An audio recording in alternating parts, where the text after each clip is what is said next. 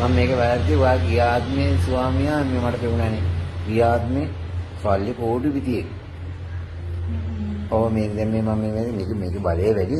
මේ ගිය ආත්මේ මට වාගේ ස්වාමියා දැක්කා. දැන් මේ ආත්මේ මොට්ට සල්ලියක් කෙනෙක් කියන්නේ. රජසැප වෙන්න පුළුවන්. ඔඩි බොන පැටි. ඈ? මේක ඉක්මනින් නැති වෙන්නද නැහැ. මේක ඔයාගේ මෙතන කිරියාව මන් දැක හොව්වා යනවා. ඕයි. කිරි පාටයිද? කිරියාව නැද්ද? ආව කිරි දැන් කිරිනේ ඔය. මෙතන මිස්සද? ඒක පොඩක් ඉඳන් පොඩක් හොඳයි නේද? කිරි පාටයි. දැන් මේ සෙනගේ බෑනේ හරියට තියෙනවා ඒක. මම වාරි ඉන්න ලස්සන මහත්තයෙක් ඉන්නවා. මේ ඔයා ගියාත්මෙක් කෙනා. ගියාත්මෙක් කෙනා මම ආව සෙල්ල කරලා දෙන්නම් එයාව. එයා සල්ලි ඕන තරම් වාට දෙයි. හරි. මට මේ සූර්ය වුණේ පැටිය මේ මම කෝල් එකක් දීලා මම මට සම්පූර්ණයක කොටන්න ඕනේ. මට සම්පූර්ණයක මේක කොටන්න ඕනේ.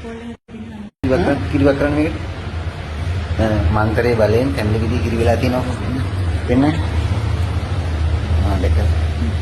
අය බකනේ තව පොඩි ගොන් රත්නම් කියලා බඩේ ගාගන්නේ චූ එකේ ගාගන්නේ. මෙච්චර නූගත් මිනිස්සු පවුල් වල ඉන්නවනම් ඒ මිනිසුන්ට තියෙන ප්‍රශ්න වලට ඒ මිනිසුන්ව තවත් මිත්‍යා දේවල් වලට ඇදලා දාන්න එපා.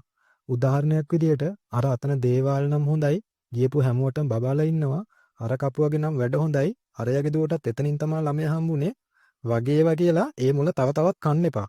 ඒ වයින් සක්කිලි බල්ල ප්‍රයෝජන ගන්නවා. අනිවාර්යයෙන් මේකට අහුණු තවත් ගෑනු ඇති. මේවා වෙන්න ඉඩ තියන්න එපා. මේක ලංකාව. මේ ලංකාවේ තාමත් මිත්‍යාව කියන දේ ලොකුවටම තියෙනවා.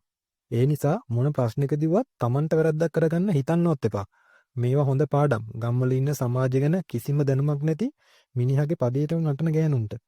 මේක මෙච්චර වෛරල් වෙච්ච වෙලාවේ මුන්ව අල්ලලා නිසි දඬුවමක් නොදුන්නොත් ඇත්තටම වැඩක් නැහැ. ආයේ මෙහෙම දේවල් නොවෙන්න වැඩ කරන්න. අහිංසක මිනිස්සු ඉන්නේ මේ වගේ සක්කිලි බල්ලන්ගේ ආශාවල් සංසිඳවන්න නෙවෙයි. ඒ තැන් වලට අහිංසක මිනිස්සුන් ඇදලා දාන මහා පරම්පරාවේ වැඩිහිටියොත් මේවට අව කියන්න ඕන. මේ ලෝකෙට පෞල් උපදේශන, මානසික ගැටලු සායන, කාන්තා ගැටලු උපදේශන සායන තියෙන්නේ මෙන්න මේ නිසාමයි. නැත්තම් ඒව වහලා දාලා හන්දියක් ගානේ දේවාල දාලා ළමයි නැති ගෑනුන්ට බඩ කරවන්න දෙන්න තිබ්බනේ. මේවට නිසි පියවරක් නැති වුණොත් තත්ත්වය ඉස්සරහට තවත් අවුල් වෙනවා.